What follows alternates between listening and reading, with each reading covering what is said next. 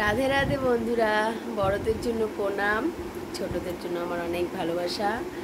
তো সবাই ভালো থেকো, সুস্থ থেকো, বুঝতে পারলে? আর আমরা ভালো আছি। আর হচ্ছে কিছুক্ষণ হলো ঘুম থেকে উঠা। তো এইদিকে হচ্ছে মাম্মামকে আমি উঠাচ্ছি। মাম্মাম তো কিছুতেই উঠছে না, দেখতে পাচ্ছি আমার মাম্মাম ঘুমিয়ে আছে। মাম্মামকে তখন থেকে বলছি, মাম্মাম উঠো উঠো, আজকে মাম্মামের স্কুল ছুটি, তাই মাম্মাম ঘুমাচ্ছে। নাহলে মাম্মাম প্রত্যেকটা দিন 6টায় স্কুলে বেরিয়ে যায়, তো 5টায় উঠে, কিন্তু আমি প্রতিদিন উঠাই না ওকে, ওর বাবাই উঠায়। আর ওর বাবাই ওকে রেডি করে দেয় প্রত্যেকটা দিন।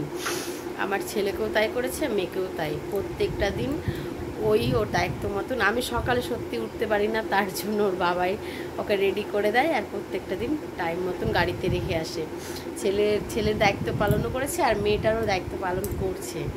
তো মামামের আজকে ছুটি বলে মামাম আজকে প্রচুর ঘুমাচ্ছে, দেখো।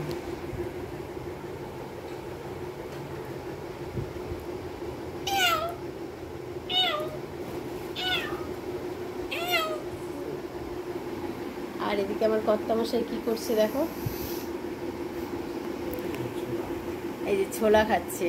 বডি বানাবে কর্তামশাই, তার জন্য সামনে তো পুজো, তার জন্য ছোলা খাচ্ছে। ছোলা কে কে খাও সকালবেলা কমেন্টে বলতে পারো, ছোলা খাওয়া ভালো কি না। তবে আমি এটুকু জানি, হ্যাঁ, ছোলা খাওয়া ভালো। তো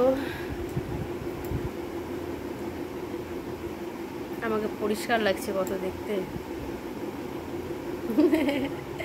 আমাকে অনেক পরিষ্কার লাগছে।